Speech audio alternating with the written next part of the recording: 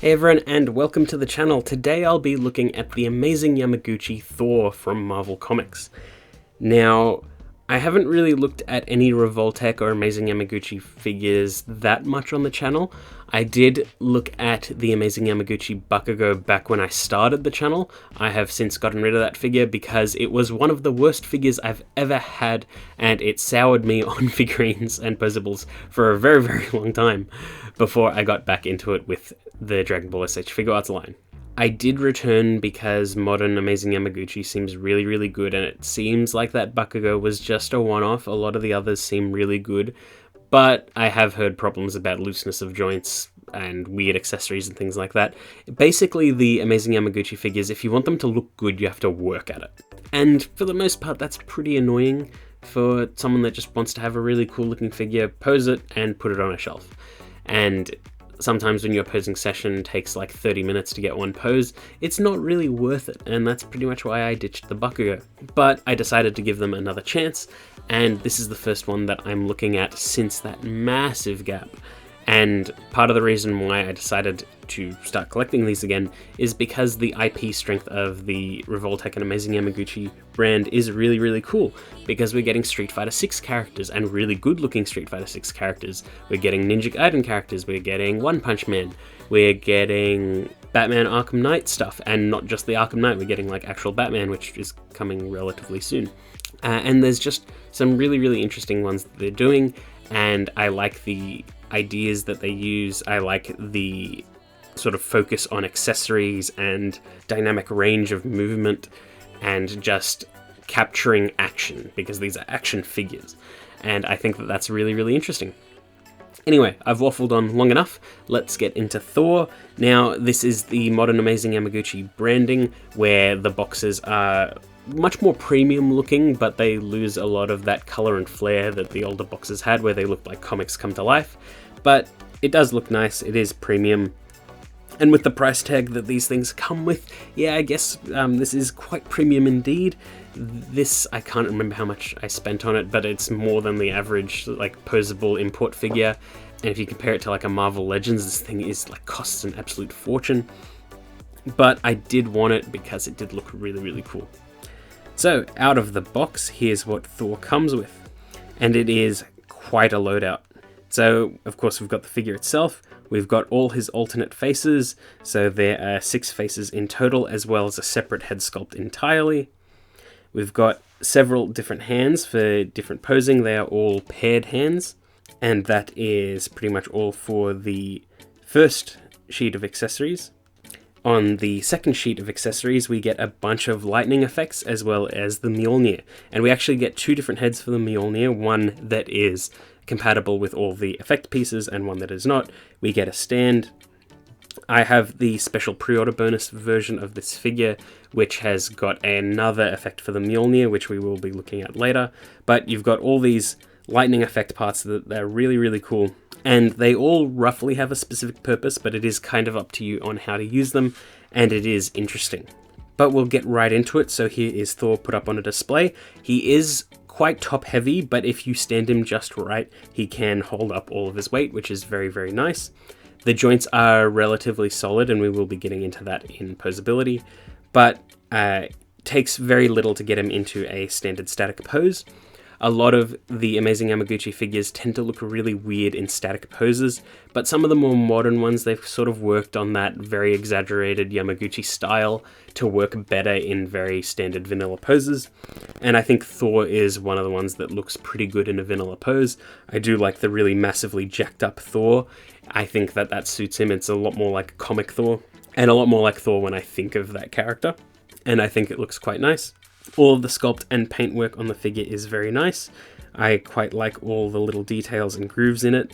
I do like the contrast of the cloth and wide cape to all of the plastic, and it does look very, very nice. It is a very massive cape as well, and I think it needs to be for a character like this. It is not removable, it is attached to the figure, and you can pose it in any which way to make it look somewhat natural. And before we go any further, here he is next to other figures in similar lines. So here is the Jada Toys Ryu, the Marvel Legends Cyclops, and the Marvel Legends Astonishing X-Men Wolverine. So you can see how he stacks up against other posables in a much more affordable price range, but roughly in the same scale. So he will, for the most part, match with Marvel Legends, I'd say. Maybe just looking a little bit smaller because he's sort of like 1/12 scale. But I think that his bulky muscles and the massive cape really do make up for it, so he doesn't look that much smaller.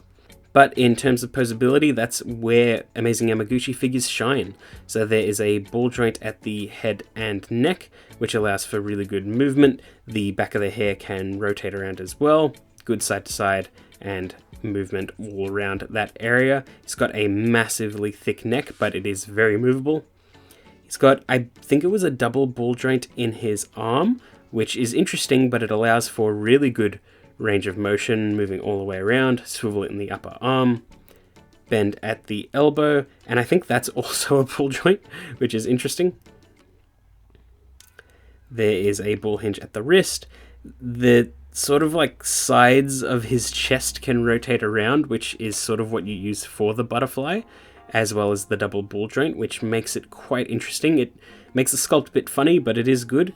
There's a ball joint in the upper chest, which allows for really good movement. There's a swivel at the waist. His skirts can move around on a ball joint, both sides as well as the front. He can split his legs that far, kick forward and back that far, bend at the knee, as well as this sort of like ball joint slightly lower on the leg. There is a pivot at the ankle and hinge at the toes, as well as a swivel at the upper thigh, which has got an interesting joint cut. I understand why they did it. It sort of like keeps the aesthetic going in a very unique way, but it's all nice and very well detailed. The wide cape is quite good as well. It is a big chunk of cape, so it does weigh itself down, but if you pose it just right, it can look really, really good, and it is pretty fun to play around with. And all of these joints feel relatively solid. The legs could be just a little bit tighter because of all the weight that's going on up top, but again, you can get it to hold the pose just fine. It's just a little bit annoying getting it into that pose sometimes. So Thor's got 6 faces, so he's got his neutral one out of the box, just looking forward. He's got looking to the left, looking to the right. He's got a charged up, teeth-gritted, angry face with some really cool white accents around the eyes, which will come into play later as well, but it's a really cool charged up face. He's got a shouting, looking to the left face. He's got a shouting, looking to the right face. Weirdly enough, not a shouting, looking forward face, but it's fine. And he's also got a completely bare head sculpt of no helmet, and you can empty out the helmet and remove the hair so he can hold that. I didn't take any footage of that, but I do think it's cool that you can do that. And that's pretty much it for his faces. They're all pretty good. I do wish that they sort of engineered it in a way that you could use those faces with the helmetless head, but it's fine. I didn't really like the helmetless head that much, but I do like options. But with those expressions, you can get Thor into some pretty good, nice stoic poses as well as some really cool action poses. And I had a lot of fun with this.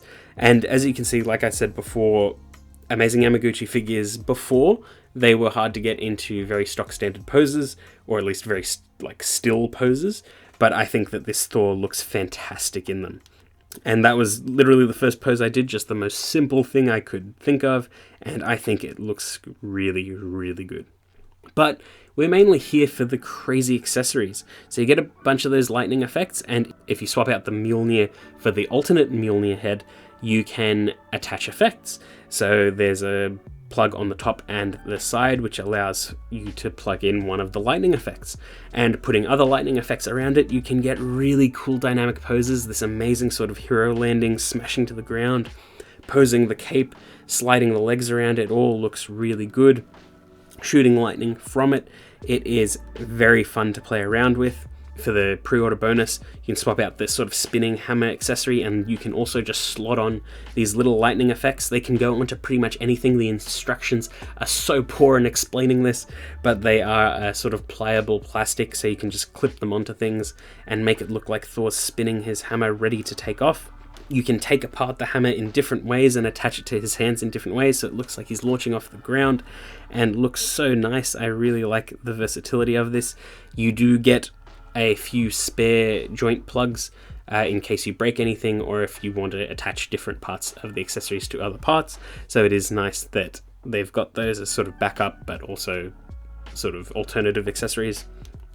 And then you've got all these different lightning effects that can attach directly to the body. Again, the instructions are really poor in explaining how all these work. They basically just show you how the chest one works and how the head one works, and all the others are like, you figure it out. And even when I did that, I still had some of these lightning effects left over, so I'm not sure if I even did it right. But this looks the best with the charged up head. I love how it works with this lightning, especially the asymmetry of the lightning on his face.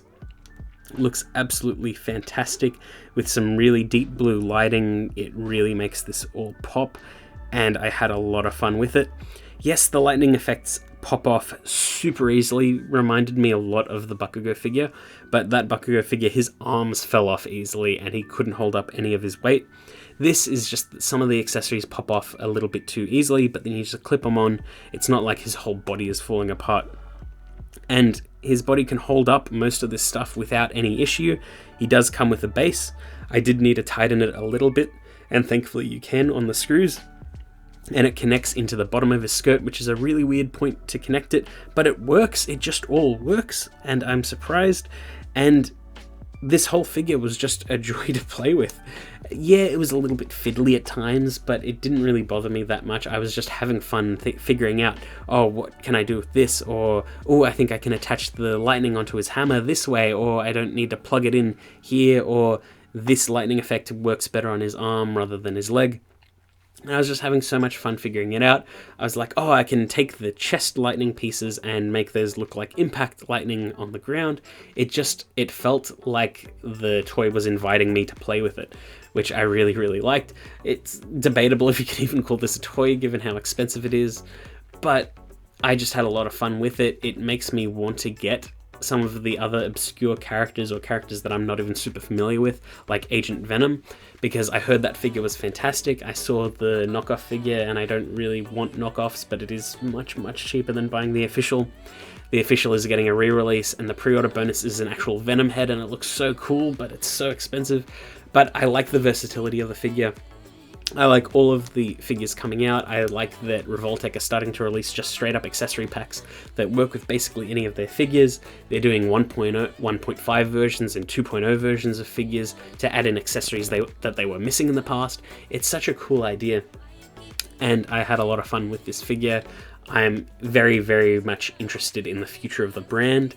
I've pre-ordered a bunch of figures coming in the future just because I love Street Fighter and Ninja Gaiden, and I want to see how all those figures turn out. But for now, this is a really solid figure. He might not be my absolute favorite figure ever, but I love the aesthetic of it, and I love the playability of it. And while it took a little bit of work to get used to, it wasn't nearly as daunting as I thought it would be. I've played with some really annoying figures in the past, and even some SH Figuarts ones, which are meant to be simple, can be incredibly frustrating to deal with. And this one was just mildly inconvenient at times, and that's just about it, and it was a lot of fun overall. But yeah, that's pretty much it. I hope you enjoyed that video, and I will see you all next time.